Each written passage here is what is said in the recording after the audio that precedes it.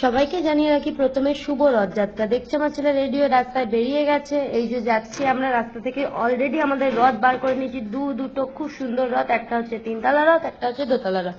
Obviously আমার ছেলেটা 2তলা রথ, যেটা তোমরা প্রথমে দেখতে পাচ্ছ, আর পিছনে যেটা দেখতে পাচ্ছ ওটা হচ্ছে আমার ছোট্ট দেওর হয়, আমার ছোট্ট ভাই হয়, সেই ভাইয়ের 3তলা রথ। তো ওরা দুজন কম্পিটিশন করে রথ টানছিল। ওই পিছনে ওটা আমার ননদ, কাকি আর আমার হাজব্যান্ডকে তো সবাই চেনো। কিন্তু হ্যাঁ, আমরা একটু ভয় ভয় পাচ্ছিলাম, কারণ রাস্তা অনেক গাড়ি চলাচল করছিল। তো বলছিলাম একটু সাইড দে বাবা, রথ টানতে গিয়ে আবার না কোনো দুর্ঘটনা ঘটে পারে। আমার ছেলে না খুব সুন্দর, জানো তো, আমার ছেলে এখন আমার মতো ব্লগ করা শিখে গেছে। সেটা হচ্ছে আমার ছেলে মাঝে মধ্যে বলে, hello guys, welcome back to my channel, ফোনটা নিয়ে। দিয়ে আমার ছেলে রথ টানতে টানতে আমার ফোনের দিকে পোজ দিতে দিতে দিয়ে যাচ্ছিল। দিয়ে ভাই বললো যে তুই আগে আগে কেন যাবি, বৌদির ফোনে ফোকাস করার দায়িত্ব আমারও আছে। বলে ও তাড়াতাড়ি চলে এলো। দুজনেই দেখতে পাচ্ছ জগন্নাথ দেবের জামা পড়েছে, একজন রেড একজন গ্রিন। রেড কালার মানে আমার ছেলের কাছে স্পাইডারম্যান কালার, আর গ্রিন কালার মানে হচ্ছে হাল্ক কালার। আমার ছেলে কালার কম্বিনেশন এইভাবেই চেনে।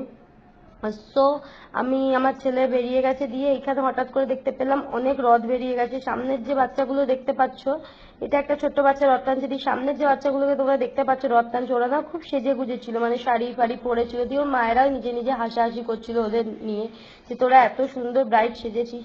দিয়ে এটা হচ্ছে আমাদের এখানকার পার্ক। এখানে সচরাচর আমার ঋষি, অর্ণব এরা এসে খেলা করে। তো এইখানে যেতে যেতে ঋষির স্কুলের আন্টির সাথে দেখা হলো। তারপর হয়ে গেল আমাদের একটু ফটোশ্যুট করার পরে আমরা আবার বেরিয়ে পড়লাম। দেখলাম এই রাস্তায় অনেকগুলো রথ চলাচল করছে। অ্যাকচুয়ালি এই রাস্তাটা তেমন একটা গাড়ি চলে না, তাই খুব রথ চলাচল করছে। দিয়ে সব বাচ্চারা অ্যাকচুয়ালি এর ওর রথ দেখে বেড়াচ্ছে। আমার ছেলে হাঁপিয়ে গেছিল, তাও আমার ছেলে না খুব সাইকেলের দিকে নজর। তো আমার ছেলে হাঁপিয়ে গেছিল, দিয়ে তাও ওই সামনের দেখে ইন্সপায়ার হয়ে, কিন্তু আমার ছেলে এত জোরে স্পিডে রথ টানছিল যে আমি ভয় পাচ্ছিলাম, তাই আমি রথটা পিছন দিয়ে ধরেছিলাম। আর অর্ণব তো শুধু আমার ফোনের দিকেই ফোকাস করে রয়েছে। আর দিদি একা একা হাঁটছিল, কারণ আমরা যখন হাঁপিয়ে যাচ্ছি তখন বাচ্চাগুলোকে দিদির কাছে দিয়ে দিচ্ছি। দিয়ে এইখানে আমার ছেলে বলছে আমি আর রথ টানবো না, আমাকে কোলে না। আমি বললাম চল বাবা, আর একটু টেনে নে। দিয়ে এবার আমরা রথের দিকে রওনা দিচ্ছি। দিয়ে আমার ছেলে শুধু অর্ণবকে দেখছে, যে অর্ণব টানলেই ও টানবে। দিয়ে আমার বর বললো একটু হাই করো সবাইকে, তাই আমি একটু হাই করে দিলাম।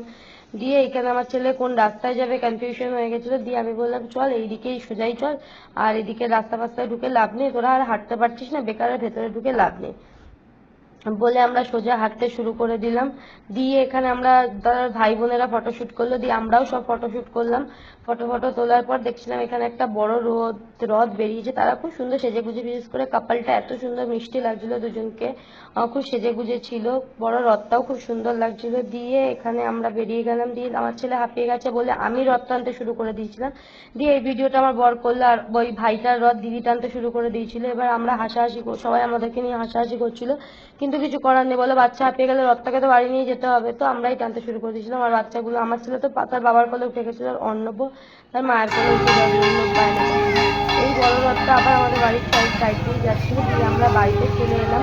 বড় রথটা দেখতে দেখতে আমরা বাড়ি চলে। দেখা হচ্ছে নেক্সট ব্লগে, টাটা।